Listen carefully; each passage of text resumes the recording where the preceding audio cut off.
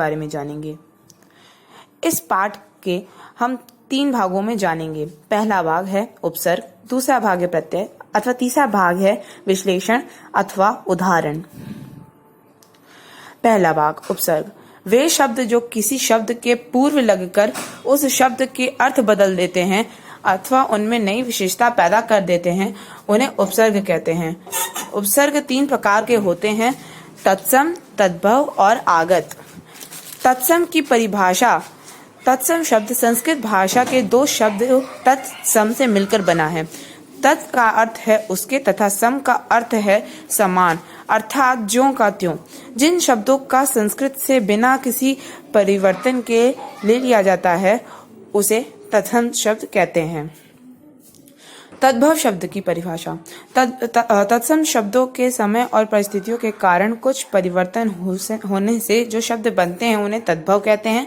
तद्भव का शाब्दिक अर्थ है उससे बने, तद्भव उससे उत्पन्न, अर्थात जो उसे संस्कृत से उत्पन्न हुए हैं। यहाँ पर तत् शब्द भी संस्कृत की भाषा की ओर इंगित करता है, अर्थात जो संस्कृत से ही बने हैं।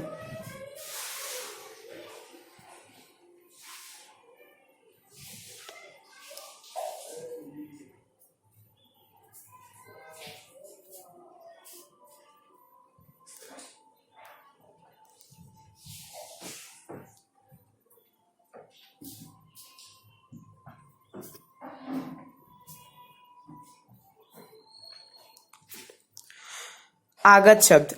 आगत शब्द ऐसे शब्द होते हैं जो एक भाषा में उत्पन्न हुए हों लेकिन किसी अन्य भाषा में बिना अनुवाद के प्रयोग होते हों।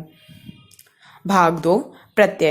प्रत्यय वे शब्द हैं जो दूसरे शब्दों के अंत में जुड़कर अपनी प्रकृति के अनुसार शब्द के अर्थ में परिवर्तन कर देते हैं। प्रत्यय शब्द 2 शब्दों से मिलकर बना है। प्रति अय। प्रति का अर्थ होता है साथ में पर बाद में, और अय का अर्थ है चलन वाला।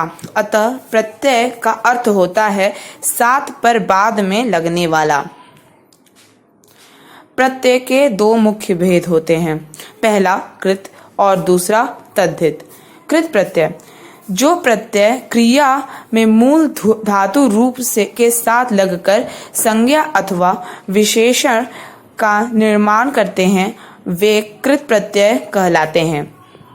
तद्धित प्रत्यय। धातुओं को छोड़कर अन्य शब्दों में लगने वाले प्रत्ययों को तद्धित प्रत्यय कहते हैं।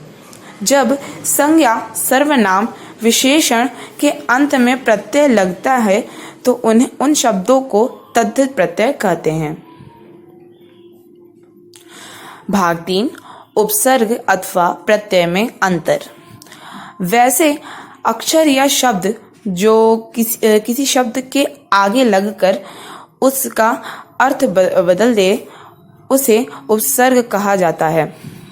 जैसे अनु धन पात, अभि प्लस मान, अनु धन रो इत्यादि। जोड़ चिन्ह के पहले वाले जितने